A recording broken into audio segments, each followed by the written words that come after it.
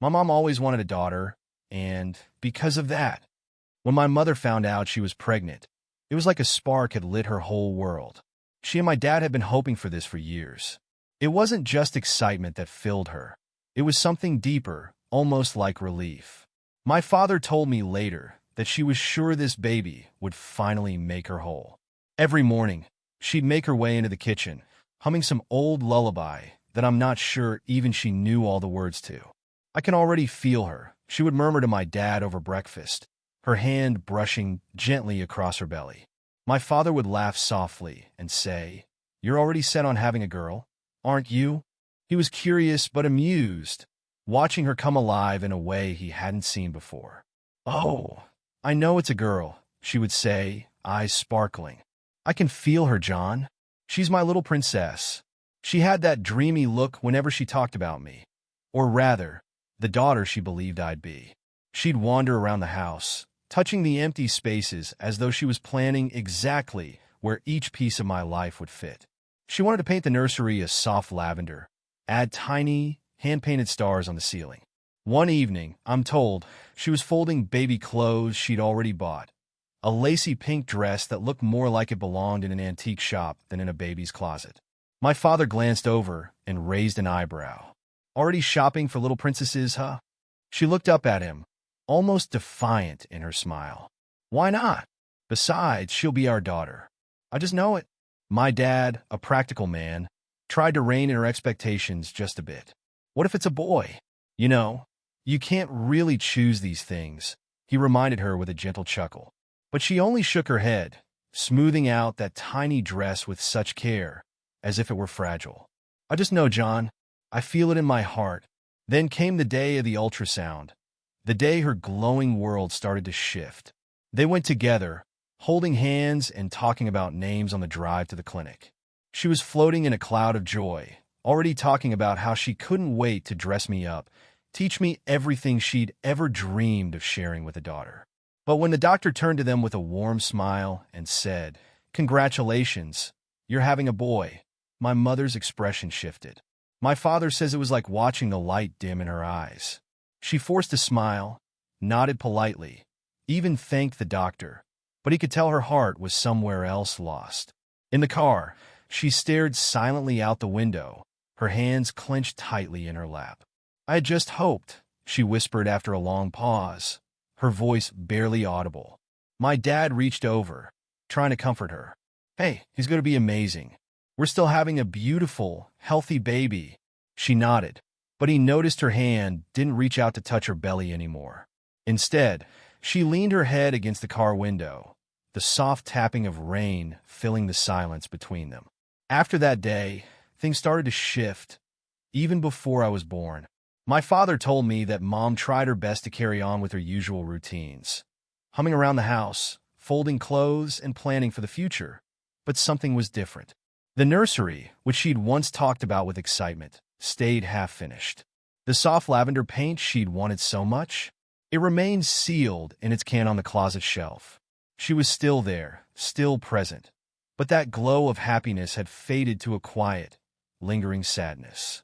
"Do you want to talk about it?" my dad would ask gently when he saw her staring off into space, her hands resting on her belly, but with a strange kind of hesitation. "I'm fine, John," she'd say, forcing a smile. "I just needed some time to adjust." It was as if my dad could see the disappointment that she couldn't quite hide. He would try to reassure her, telling her that I was going to be just as wonderful as any daughter could have been. "We'll still have so many memories to make, so many things to teach him," he'd say. But her responses would be quiet, short, as if those reassurances didn't quite reach her heart. I came into the world on a stormy night, and my father swears he felt the same thrill of joy he'd seen on her face when she first found out she was pregnant. But he said that when they placed me in her arms, her smile faltered just slightly. It was subtle, something most people wouldn't have noticed, but he knew her too well. "Isn't he perfect?" my dad whispered, his hand resting on her shoulder. She nodded, her eyes fixed on my tiny face. "Yes, he is," she said, her voice soft. But there was something else there, a heaviness in her tone, maybe a quiet regret she couldn't quite shake. As I grew, I began to sense it too, though I didn't have words for it then. While other kids talked about how their moms would ruffle their hair, laugh with them, and gush over their every accomplishment, there was a distance with my mom that I couldn't ignore. She was always there, always doing her motherly duties, but something about her warmth felt reserved. I didn't know it at the time, but I think, in her heart, she was still holding on to that dream of a daughter, a dream that I could never truly fulfill. As I got older, I started noticing things more. Little moments where my mother's longing would slip out, even if she didn't mean it to. She loved to look at old family photos, flipping through albums with pictures of herself as a girl, her friends, and even her own mother. She'd tell me stories about her childhood, her close-knit group of friends, and how they'd talk endlessly about the future they imagined, how they'd all have little girls and dress them up in matching outfits, just like they'd done with their dolls. Sometimes she'd laugh softly, looking down as though talking more to herself than to me. "I always thought I'd have a daughter," she'd say with a wistful smile. It became almost like a refrain, those words. She'd bring them up casually during family gatherings or even on lazy Sunday mornings as we sat around the kitchen table. I always wanted to have a daughter. She never said it with resentment, but there was always that undercurrent of sadness that I was just old enough to pick up on. My dad would try to cover for her, sensing how it might sting. He'd put his arm around her and say something like, "Well, you got the best son in the world, didn't you?" And she'd smile, but there was something about her smile that seemed restrained. "Of course," she'd say, reaching out to pat my hand. "You're my heart." I could tell she was trying, and it wasn't that she didn't love me. It's just that, for her, love had always looked a certain way, and I didn't quite fit that picture. The oddest thing, though, was how she seemed to come alive around my girl cousins. My cousins, especially the ones who were closest to my age, had this special place in her heart. When they'd come over, she would light up in a way I rarely saw otherwise. She'd ask them about their favorite colors, their hobbies, even their favorite types of dresses. Once, I caught her brushing my cousin Ella's hair on the porch, her hands moving gently through the strands as she hummed a tune. I was just a kid then, and I remember standing in the doorway, watching them and feeling a pang I couldn't name.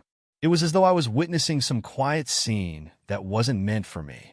Later that evening, I tried to make sense of it, asking her as she tucked me in, "Mom, do you like them more than me?" She looked taken aback, almost hurt, and quickly brushed a hand over my cheek. "Of course not, sweetheart. You're my only son, and I love you." But there was a pause, a tiny hesitation that I think I only noticed because I was so tuned into her reactions. "It's just different, that's all." I didn't push her any further, but in that moment, I felt something settle in my chest.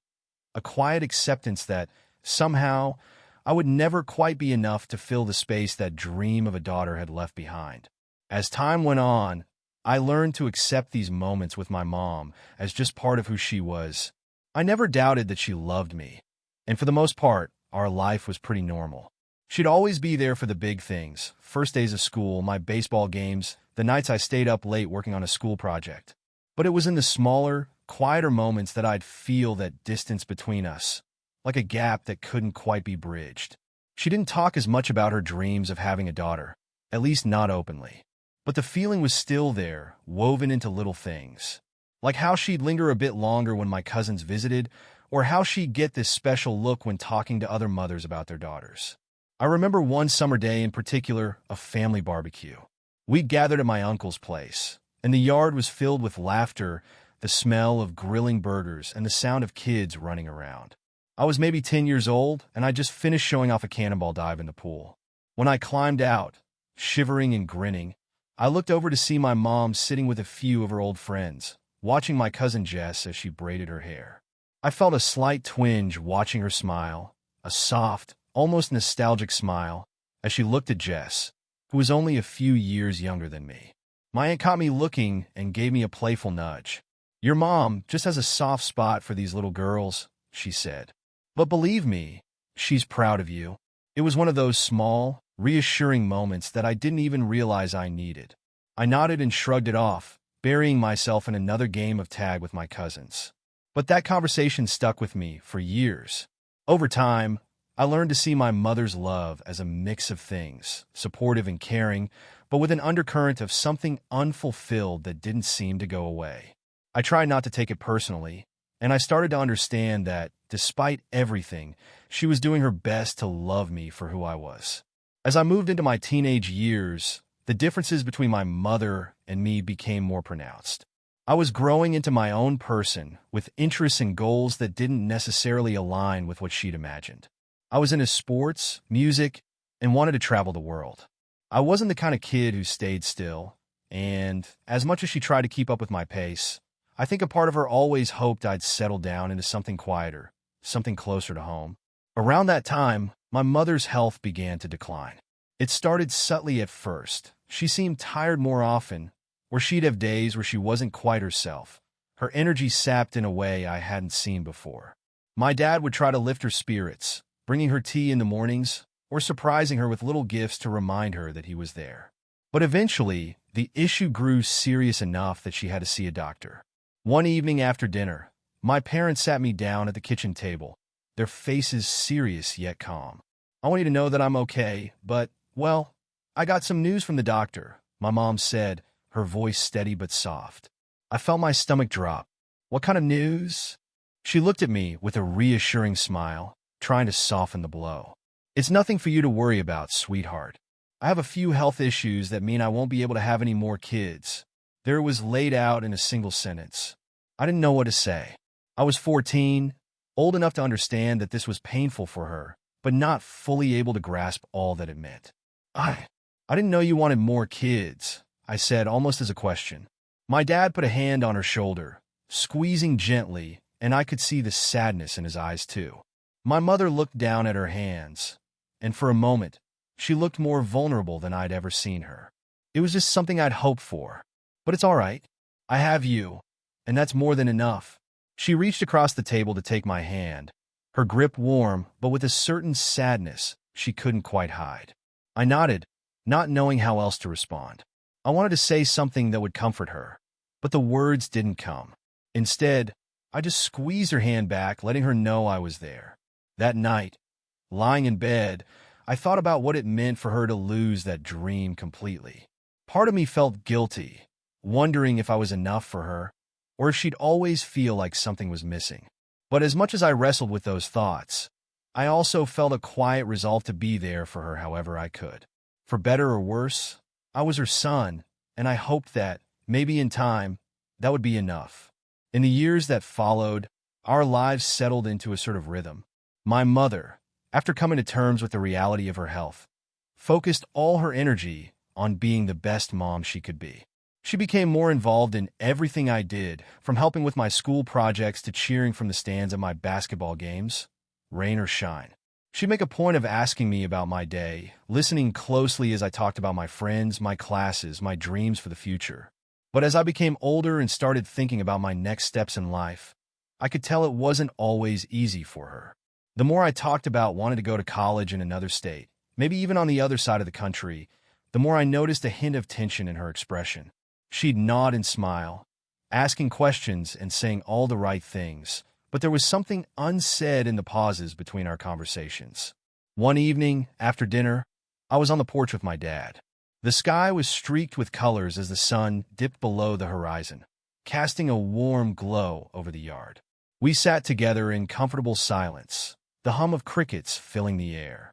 My dad broke the quiet, glancing over at me. "You know, your mom's proud of you," he said, his tone soft but certain. I nodded, looking out over the yard. "Yeah, I know. I just feel like I don't know, maybe disappointed in some way." He sighed, taking a moment to choose his words. "I don't think it's disappointment, son. It's more like she's afraid of losing you. You're her only child. And, well, when you're all she has, it's hard to imagine you going off on your own." I never thought of it that way, but hearing him say it made something click. My mom's quiet sadness, the way she'd become even more protective as I got older. Maybe it was less about disappointment and more about fear. A fear that I'd slip away, leaving behind an empty space she couldn't fill. A few nights later, she and I were watching a movie together, something lighthearted, though I don't even remember the plot. About halfway through, I turned to her, feeling this urge to reach out. "Mom," I began, clearing my throat. "I know it's hard for you to see me growing up and, thinking about college." She looked at me, surprised, her eyes softening. "It's not easy," she admitted, her voice gentle.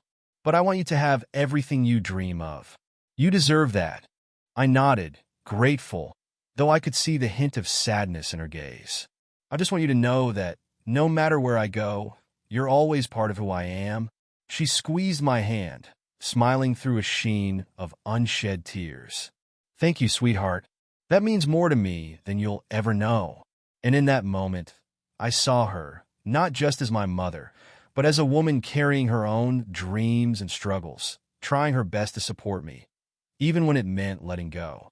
I promised myself then that I'd do my best to bridge that gap, to show her that I was her son, whether near or far. In my senior year of college, life brought an unexpected change. I came home for a holiday break, and as I walked through the front door, I noticed an unfamiliar pair of shoes by the entrance. A pair of simple flats, dainty and feminine, and clearly not my mom's. I found my mother in the kitchen, chatting and laughing with a young woman who seemed close to my age. They were leaning over the counter, flipping through an old family photo album, laughing at pictures from my awkward middle school years. "Oh, you're home," my mom said brightly when she saw me. She had that sparkle in her eyes again, a rare light I hadn't seen in a while. "I want you to meet someone special. This is Sophia." The girl turned toward me with a warm smile, offering her hand. "Hi, your mom's told me so much about you." I shook her hand, trying not to show my surprise. "Hey, nice to meet you." Sophia was soft-spoken, with a gentle, almost shy demeanor. There was something comfortable and familiar about her, like she'd slipped seamlessly into our world without disrupting anything. My mom was absolutely beaming as she watched us interact. "Sophia is the daughter of my best friend from high school," my mom explained. "She moved here recently for work, and while I thought it would be nice for you two to meet," there was a little glint in her eye, that subtle hint that she wasn't just making a friendly introduction. "Mom," I teased lightly, raising an eyebrow. "Are you setting me up?" "Oh, don't be silly," she laughed, brushing me off. "I just thought you'd get along well. And anyway, it's good to have friends." Over the next few days, my mom kept finding little ways to invite Sophia over. One evening, she insisted on setting up a family dinner, calling Sophia to join us at the table. Sophia was sweet, the kind of person who'd always ask about your day and really listen.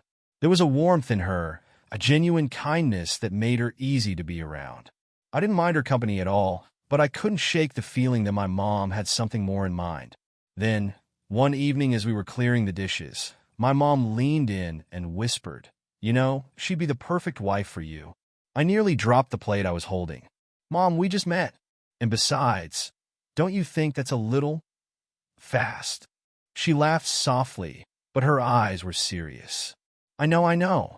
But I've known her family for so long, and I see something special in her. She's the kind of person who would keep you grounded, who would be there through anything." There was a wistfulness in her voice that made me pause. It wasn't just about Sophia, I realized. My mom was holding on to a hope that had been in her heart for a long time. She wanted to see me settled, yes, but it was more than that. She wanted me to build a life that in some way fulfilled the dreams she'd once had. To keep the peace, and maybe to bring her a little happiness, I agreed to go out with Sophia. We went for coffee the next weekend, and I couldn't deny there was something calming about her presence. Sophia had a gentle way of seeing the world, talking about simple things that made her happy, a cozy home, a future family, things that felt steady and rooted. Still, I couldn't shake the feeling that, while she was lovely, our paths were different. I wanted more movement, more excitement, more ambition, while Sophia was grounded, content with the kind of stability I'd never been drawn to. Yet, as I glanced over at Sophia and saw the soft smile on her face, I felt a tug I didn't expect. Part of me wondered if maybe, just maybe, there was something to this quiet simplicity my mom saw in her. And maybe it was worth exploring for Sophia, for myself, and in some way for my mom too. Sophia and I began spending more time together. At first, it was simple. Coffee dates, walks through the park, or dinner with my parents where my mom would watch us with a look of quiet satisfaction. Sophia was easy to talk to, and after a while, her gentle nature started to grow on me. She had this way of listening that made me feel like I could slow down, take a breath, and actually be present. Despite my initial hesitation, I found myself enjoying our time together. She was patient, steady, and her kindness reminded me of a simpler version of life, one I'd always assumed I wasn't meant for. One night, after we'd been dating for a few months, we were walking through a quiet stretch of town, the streetlights casting a warm glow on the empty sidewalk. She looked up at me and smiled in that familiar, gentle way. "You know," she began softly, "I've always pictured having a big family. A home that's full of life and laughter. Kids running around, family dinners, all of that." I nodded, listening as she described her dreams, ones that felt almost pulled from a storybook. "You're sure that's what you want?" I asked, curiosity mixed with a bit of disbelief. It seemed so straightforward, so different from the life I'd always envisioned for myself. "Yeah," she said a little shyly. "I know it's not everyone's dream, but I just feel happiest in those simple, everyday moments." In my mind, I still pictured a life filled with ambition, new places, maybe even a bustling city far from here. But there was something about her certainty, her groundedness, that tugged at me. It was like she offered a piece of stability, something I'd never realized I craved. After that conversation, our relationship deepened. Over time, that quiet warmth she had became something I looked forward to, something that felt like a safe place to land. My mother was thrilled, and every time she saw us together, her face would light up with a joy that I'd rarely seen. One night, she took me aside after dinner as we cleaned up in the kitchen, her voice filled with barely concealed excitement. "You really have no idea how happy it makes me to see you with her," she said, glancing over at Sophia, who was laughing in the living room with my dad. "She's everything I'd hoped for you. And more."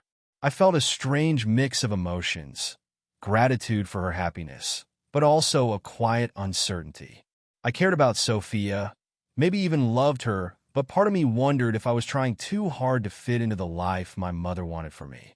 But seeing the happiness in her eyes, I found it hard to resist. She'd spent so many years pouring herself into raising me, supporting me, and now, at last, I felt like I could give her something back. After nearly a year of dating, I proposed to Sophia.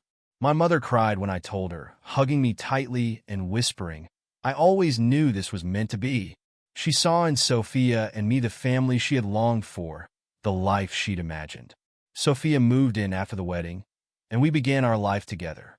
She filled our home with warmth and love, bringing to life the very dreams she described on that quiet walk so many months ago. Our life together was peaceful, and she seemed perfectly content. I settled into this new rhythm, the life that had fallen into place around us, hoping that the simplicity she found so fulfilling might one day feel the same for me too. For a while, things were almost perfect. Sophia seemed to be living out her dream, and my mother was happier than I'd seen her in years. She'd visit often, helping Sophia with little projects around the house, sharing recipes, and even knitting blankets for the future grandchildren she was already dreaming about. Seeing her so content made me feel that maybe this was the right path after all. But as time passed, small things began to chip away at that sense of peace. It started with subtle changes in Sophia. She'd grown a bit distant, her mind seemingly somewhere else. At first, I brushed it off as my imagination, just the natural ebb and flow of marriage, the comfort that comes with time. But then she began going out more often, slipping out in the evenings with vague excuses that left me uneasy. "Where are you off to?" I asked one night as she grabbed her coat by the door. "Oh, just the church," she said, her tone too casual. "They're doing some volunteer work, and they could use an extra hand. I'll be back later." Her answer felt hollow somehow, like she was saying it just to get me to stop asking questions. I tried to shake it off, to trust that everything was fine. But the little inconsistencies kept creeping in. Sometimes, she'd come home later than expected, with vague explanations that never seemed to quite add up. Then one evening, my mom dropped by unannounced while Sophia was out. I must have looked troubled, because she took one look at me and asked, "Is everything all right?" I hesitated, not wanting to worry her, but I couldn't keep the worry to myself anymore. "Sophia's been out a lot lately," I said, trying to sound casual. "She says it's church volunteering, But, I don't know, something feels off. My mom gave me a reassuring smile, brushing my concern aside. Oh, honey, she's just trying to make a difference. You know how sweet she is. Maybe she just needs some time to herself. Her words comforted me temporarily, but my mind was still restless. I trusted Sophia, but there was a nagging feeling I couldn't shake, a sense that something was happening just out of sight, something she wasn't telling me. Then one Friday night, she came home even later than usual. She looked flustered, avoiding my eyes as she put her coat away. I tried to give her space, but my patience was wearing thin. "How was the volunteer event?" I asked, my voice carefully neutral. "It was fine," she replied quickly, still avoiding eye contact. "There was just a lot to do." Her answer didn't sit right, and I could feel the frustration building inside me. But I bit my tongue, not wanting to accuse her without any real proof. Instead, I decided that if things didn't change, I would go to the church myself and try to understand what was going on. In the back of my mind, I kept hoping it was all just a misunderstanding, a passing phase. But the seeds of doubt were planted, and they began to grow, casting shadows over the life I'd thought was so steady and true. The next week, my suspicions got the better of me. Sophia had once again mentioned a late night at the church, and something in her tone felt off, almost rehearsed. I decided it was time to get some answers, so the following evening, I drove to the church to see for myself. It was a quiet night, and the church was nearly empty. I walked in, expecting to find Sophia and her group of volunteers, but instead, I was greeted by a single caretaker locking up for the night. I cleared my throat, trying not to sound as out of place as I felt.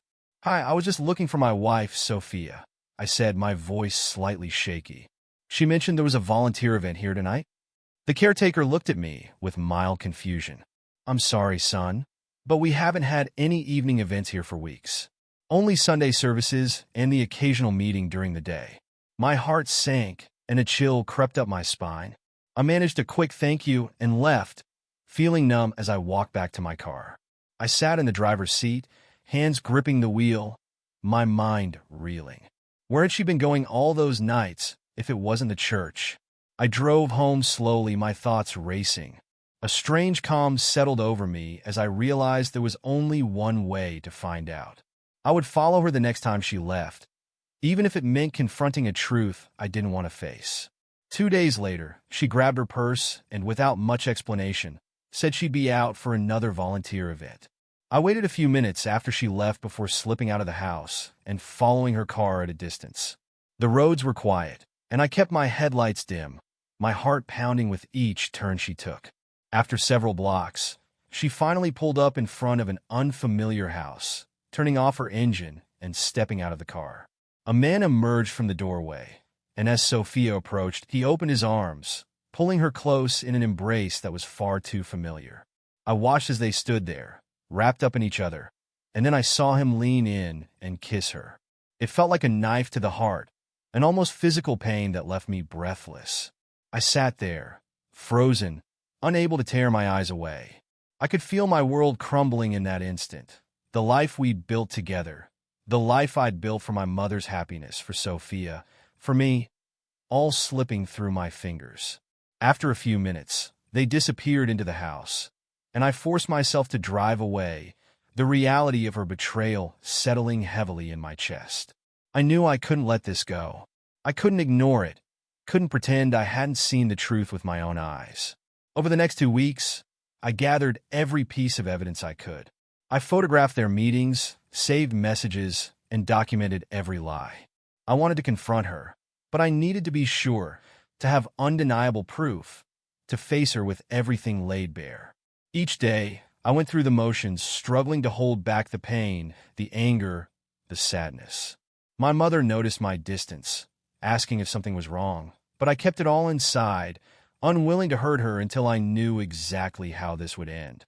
And finally, when I had every piece of evidence I needed, I knew it was time to confront Sophia. I couldn't keep living with this betrayal hidden in the shadows, tearing me apart with every passing day. The night I decided to confront Sophia, I waited for her to come home. My mind raced, rehearsing every possible way this conversation could go, but nothing could ease the weight in my chest. When I heard her car pull into the driveway, I steadied myself, bracing for the storm I knew was coming.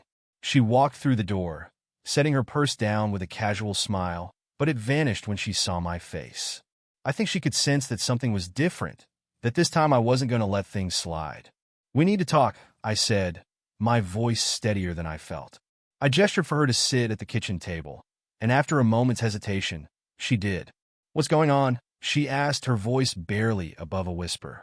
I took a deep breath and laid the evidence in front of her.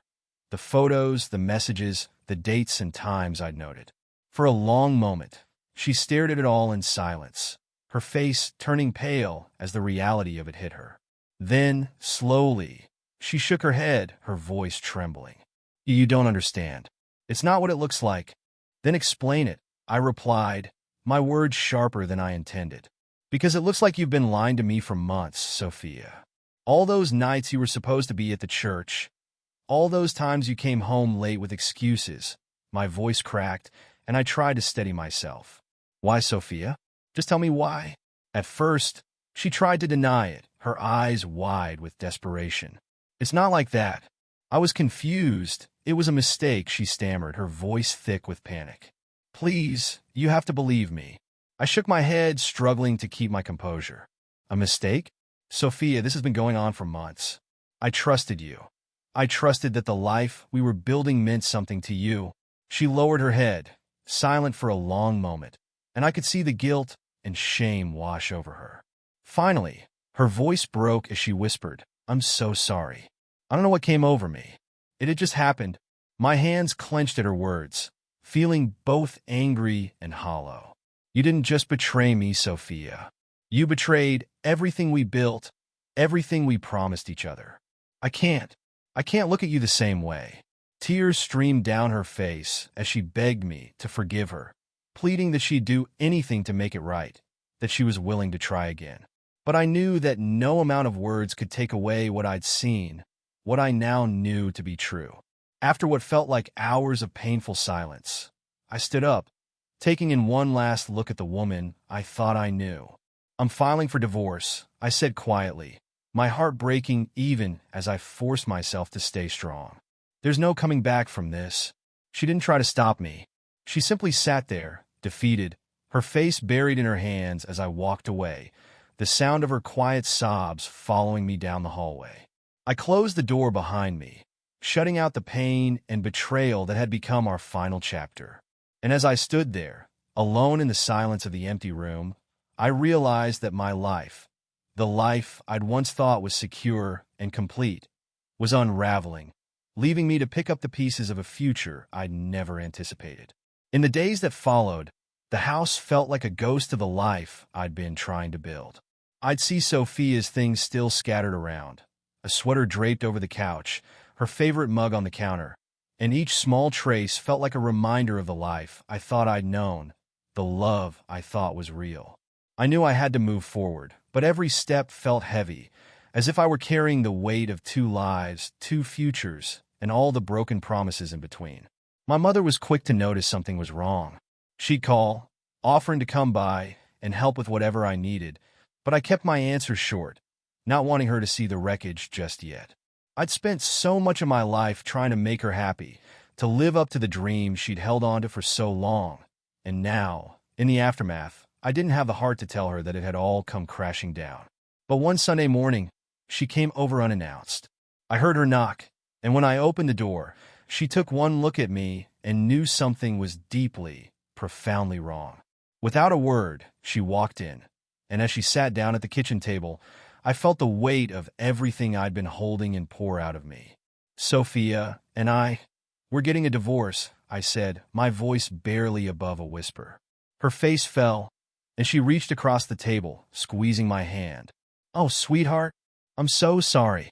For a moment, we sat in silence, her hand warm against mine, grounding me as I let the truth sink in.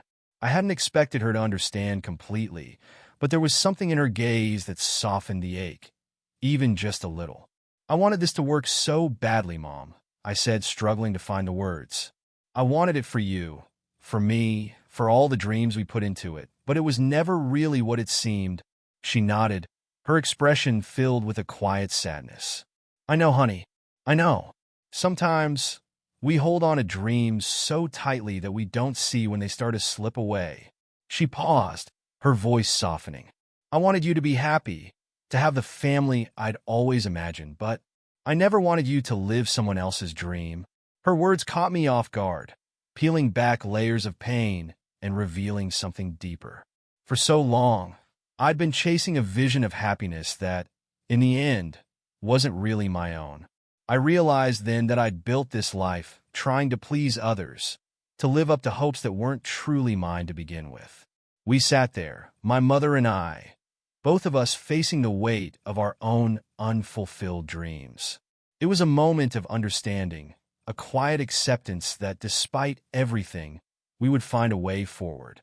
In the weeks that followed, I began to untangle myself from the past, slowly reclaiming my life piece by piece. The house changed, her things packed away, and I found myself breathing a little easier, feeling a little lighter. My mother was there by my side, not pushing me in any direction, but letting me find my own way, letting me build a life that was finally fully mine. And as time went on, I realized that sometimes letting go of what we thought we wanted is the only way to find what we truly need.